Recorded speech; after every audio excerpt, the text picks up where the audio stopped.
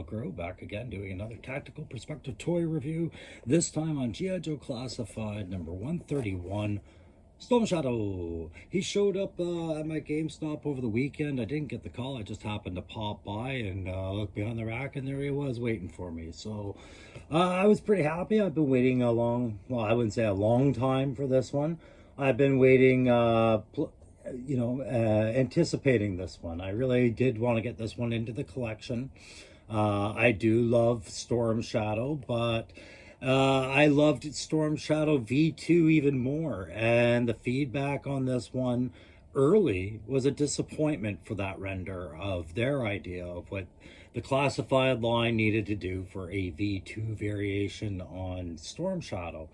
Now, I originally only had my retro carded OG Storm Shadow, but so this is actually my third Storm Shadow, because I do have the Arctic Storm Shadow, and for a while I thought that was as close as we were going to get to having that Storm Shadow there, as far as the hooded representation of Storm Shadow. I thought that was as close as we could get.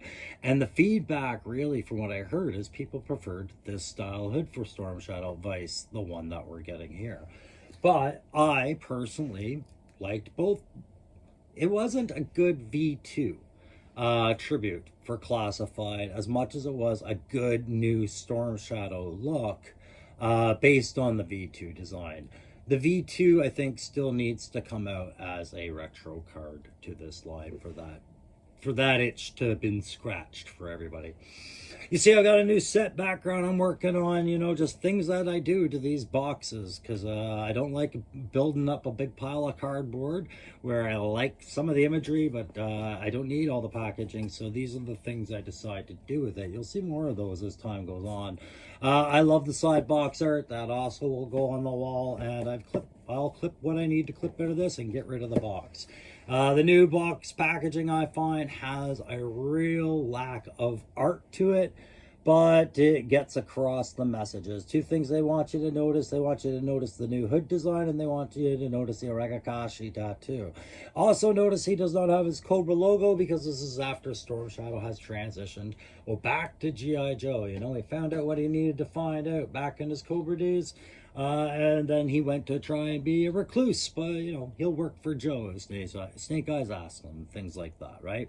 And in the comics by Skybound, I don't know where Storm Shadow's going to lie. I have not read the conclusion of Scarlet yet, so we'll find out soon enough, maybe, or it'll be in the premiere of the new Joe series. Where Storm Shadow will lie, we don't know. But I'm going to flip this thing over. I'm going to give this thing a review over on the turntable, show you some pics and stuff that we did with them, give you my honest thoughts and impressions of them, give them a play grade, a tactical grade, and my je ne sais quoi grade, which is the, I don't know what I like about this, but there's something, or I don't know what I hate about this, but there's something, right? So let's get over there. And remember, if you like my tactical perspective toy reviews or any of the other videos I do of the content created around the G.I. Joe Classified line, or the other toys that I have been collecting, which aren't very many, but they work their way in there. Just remember, like, share, subscribe, and we're all good. Anyways, guys, let's go review this figure. Wouldn't be a tactical perspective if I didn't review that file card that we all knew from the day. So, Storm Shadow's real name's Classified, a covert operations primary military specialty. Storm Shadow served with Snake Eyes in Southeast Asia, and both of them later studied the secret arts of ninjutsu with Storm Shadow's family, a ninja clan that could trace its history back through the 30 generations of assassins. Unhinged by the murder of his uncle and mentor, he infiltrated Cobra, seeking revenge, but found vengeance to be poor substitute for in life. Now, in his semi-retirement at a remote mountain hideaway, he occasionally takes on a special mission or two, if Snake Eyes ask him nicely. A ninja is a silent wraith with a razor-edged blade in one hand and a scaling grapple in the other. Ninjas can penetrate the most sophisticated defenses and leave without a trace. They are mystic swordsmen, spies, assassins, acrobats, quick-change artists, and conjurers. Most people will tell you the ninjas don't exist. That's exactly what the ninjas want you to believe. And there you have it, the Bible on Storm Shadow. So let's get to the head-to-toe review. All right, so here we have our Storm Shadow fresh out of the box, standing with a pair of claws, a pair of katanas, a cross, or not a crossbow, compound bow, and a backpack. Now, before I get into the head and the toe of it, I'm going to get right into the kit review of it, and we're going to go over what he's coming with. Now, clearly, these claws have been reprinted and shown a few times in different characters. More recently, we've seen them with Raptor, but they did originally come with Nunchuck as well. So, good set of little claws. I find they fit his hands very well. You know, you can just slap those on there on the side. And they sit flush against the back of the hand, which I found was a problem with Raptor, more or less. So good to see that. We'll put that other claw on there. I probably should have put my glasses on, eh? So, but you can see, even without my glasses, it's pretty clear which way they go. And again, sitting flush in those hands, we've got those claws on there. So we'll put him down. I'll go get my glasses. And we'll have a look at the katanas next. So with the katanas, we get the red hilted katanas, which will match these the ribbons on the sheaths for the katanas. But here they are. Now, one thing I noticed straight away was if you look at the hilts of these, right there, you'll notice no detail, really. They're not bad swords at all. They've got their curve where they need to have the curve. They've got the red ribbon and they've got the deck ribbon. But they're clearly reprints of every katana we have seen in the line, right down to the ribbing of the blade. But there is no detail on those hilts. However, on the photo that they show in the box, you can see that they did at one point intend to have a detail somewhere on there. So there's a couple of special swords in the Aragakashi clan's family arsenal that I think they were going to try and represent with this. I can't remember them off the top of my head, but there was two, and I think one of them ended up with Don Marino at some point. But they were, you know, family swords, and I feel like they were going to bring them into the Storm Shadow box for 131 and then changed their mind due to cost. They got shut down. But you don't get family swords, you get Helix swords, you get Kamakura swords, you get whoever's swords these are. They're everybody's swords. No big deal. Kit reprints to be expected. The last piece of reprint we get starts getting a little bit annoying because we get the much stiffer, harder version of Naga hides compound bow, complete with the little, I don't know what, suppressor attachment. I don't know, arrow guide, shunt guide. I have no idea what that is. Somebody can always explain that to me, but that's on there, and it locks onto this backpack for which he has 5 arrows right there. And these mounts we've seen before on the back of Night Creeper. He's got a very similar backpack design on him.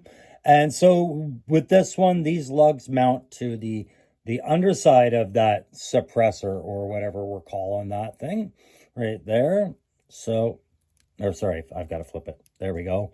So that locks in like that, and that's fine. But what's missing out of that is an actual arrow. I double checked my packaging. At no point did I see an extra arrow anywhere in there to be slid into that backpack. And of course, no, there's no mount for it. There's no slide-in receptor for it. It is strictly just there. So he's got 5 arrows, none of which are removable, and a bow for an action sequence that can only go so far if you're into photography before you have to borrow an arrow from someone, which I found interesting. All right, let's slide that kit because we've covered it. We'll get that put away. We'll have one last look at what else is on that backpack, of course, besides the arrows. You have that spool of rope, which I do wish they had colored, but it matches the black rope there. So, no worries. It's all black backpack with some, rolled up canvas, rolled up rope, some arrows, and some slots for kit that he doesn't come with right there, because we've seen these backpacks before, right? So, it's interesting. We didn't get the removable arrow, but have we seen these back? Is this just the reprint of the Night Creeper? I gotta know. I've gotta know. I don't think it's a reprint of the Night Creeper, but I can't think of off the top of my head who that belongs to. So I'm just gonna have to pull up the Night Creeper and prove it to myself. Where did I put those guys? Night creepers. They gotta be down over here. Here they are. My Arctic setup. So Night Creeper's backpack, yeah, it's the exact same backpack, right?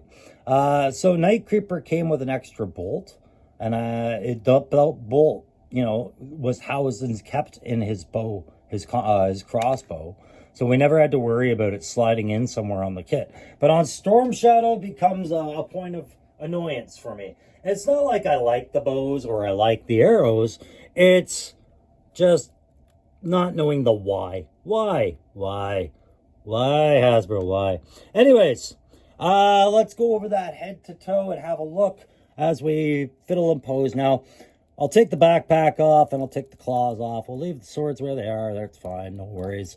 So this head, I popped off earlier thinking, is that a two-piece? And it is, and it's not. It's got to be two pieces, but I don't think those two pieces were ever meant to separate. They are bonded together in purpose and intent, and probably fashion and aesthetic as well. Meaning I don't think there's any of the digital design underneath on the bare skull cap version of him. I think it was never meant to be revealed. But head articulation up is limited, very limited.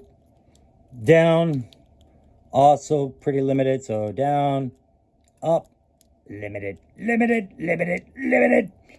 Side, no problem. Focused intent, sure. Some nice eye paint in there. You can see a little bit of chop in my grays on the face cam, but it is what it is, all right? I wasn't expecting a whole lot of articulation here, but I do feel like if they had done the traditional V2 design, which I think they're going to have to do for a retro, I think the up-down for the inner head would be more adequate. And I'll demonstrate that here. Let's see if his head movement or up-down movement was more.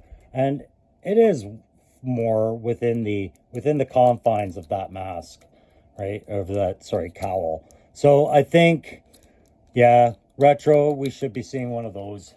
Anyways, on the shoulders, you've got, and I haven't tried removing it yet, his chest rig is very unique unto him. It's got that hexagonal pattern, that gridded pattern there, and that's a theme you'll see carried out throughout the armor on this one. The very well quilted patterns and mixed with a bit of traditional armor shunting, like bamboo almost, but modernized, probably Kevlar or something like that, right?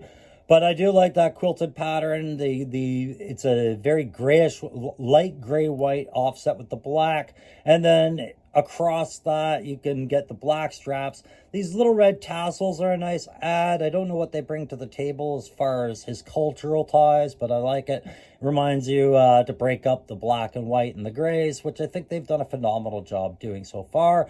And it does tie and band the rope together. This rope is removable. You don't have to have it on your Storm Shadow. And of course, on the back, it carries over to a simple shoulder sleeve there.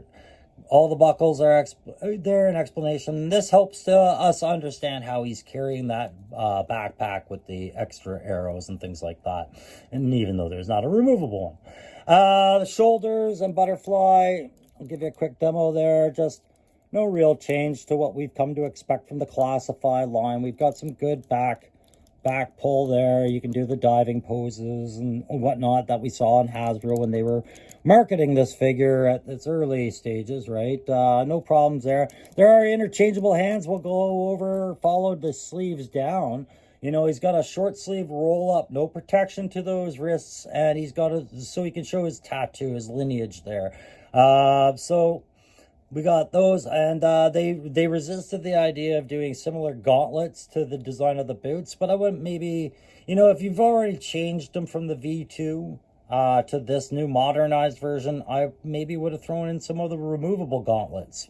Maybe that would have been where the claws really become unique, having those accessories with it. But either way, I'm not minding the up sleeve there. It's the rolled up sleeves is fine, but you can see it's a reprint of a tactical shirt. Probably somebody like, I don't know, Duke or Tunnel Rat or somebody along those lines.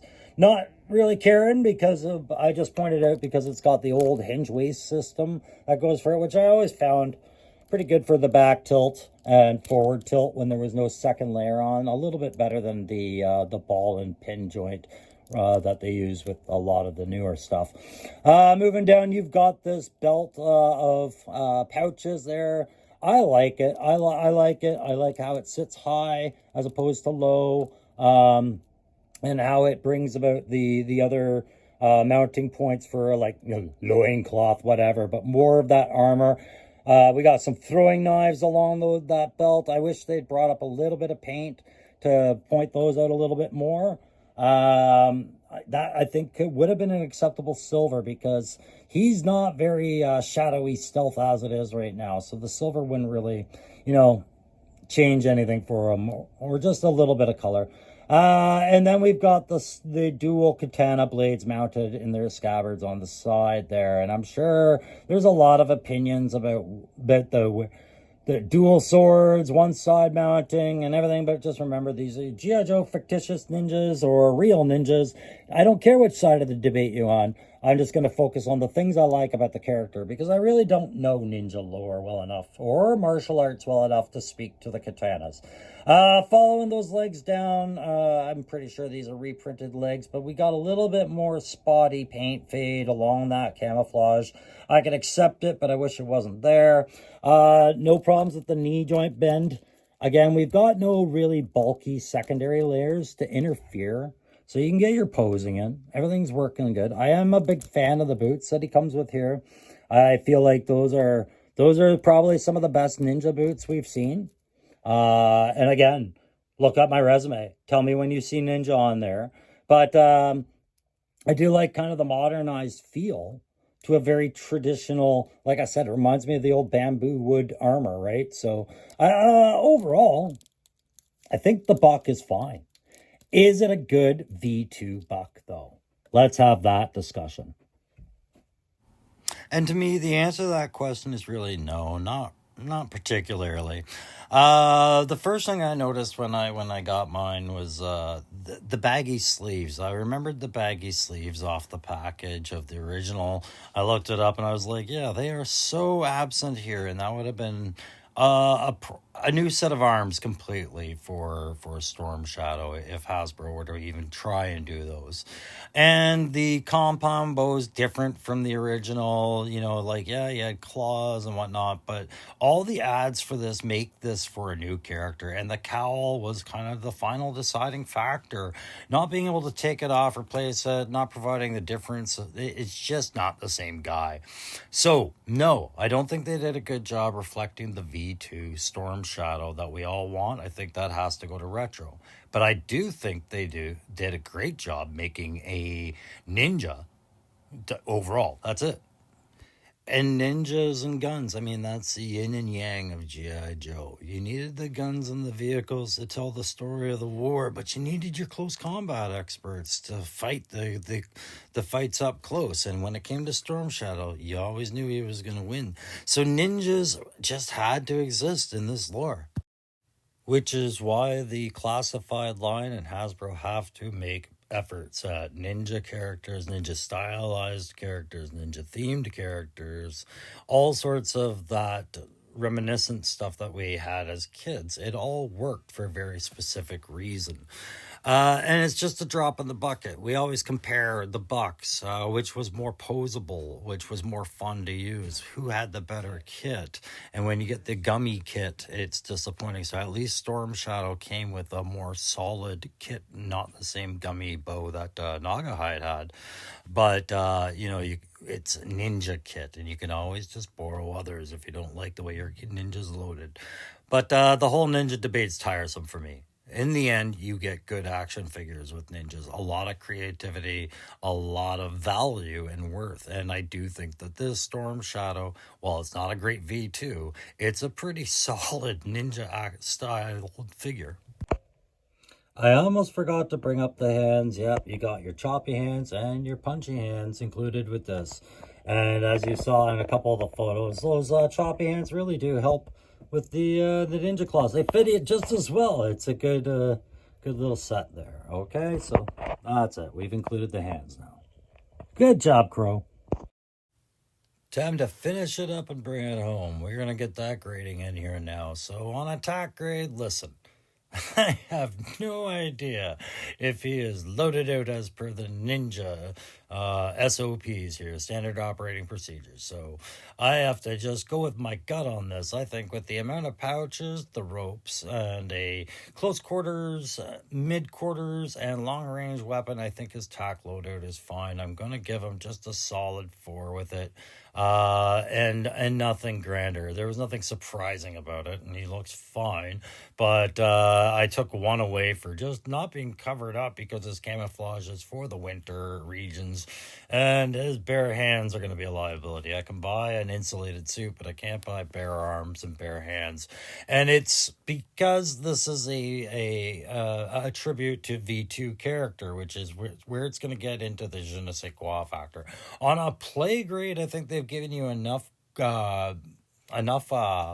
kit and a very versatile figure. You could make this Storm Shadow, or maybe you want to make a unit of these, strip it down and not even acknowledge the existence. Wait for your Storm Shadow to come out in retro, because you know he eventually will.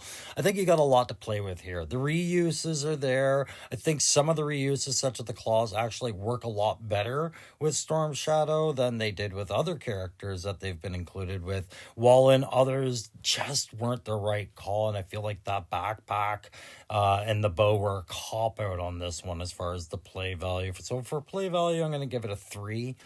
It's right up the middle. You're not getting a ton of stuff with this besides the swords, the claws, the bow, and the backpack, but you're not getting ripped off here with a singular spear weapon and a sword like a certain Jinx, where I do feel like that was a bit of a cop-out with those. So the play factor is 3, the tack is 4. What's that je ne sais quoi about? Well, listen, I really enjoy this character. I respect what the designers at Hasbro did for this character, the changes they made. I think he's a really cool looking modern take on a Storm Shadow V2, again, modernized. But I also know I am very much against it, as in they should have gone with the original design. They made some calls on this one, and I feel like the je ne sais quoi factor's responsibility on this one is to penalize them for bad calls to their consumers and their market and their fans. So we're going to go with a 2 on the je ne sais quoi. And really, I should go lower, because here's why. I don't believe the proper V2 Storm Shadow should have to wait for a retro line release. It already had a retro line release with the other Storm Shadow, and there's other figures that are due for retro lines, which means you have to wedge in your V2 somewhere. This is one I think Classified should have included an extra cowl or head sculpt or something to mitigate and please the fans, because they knew there was going to be controversy over this. The purists and the diehards were never going to accept this cowl headset, and they knew that.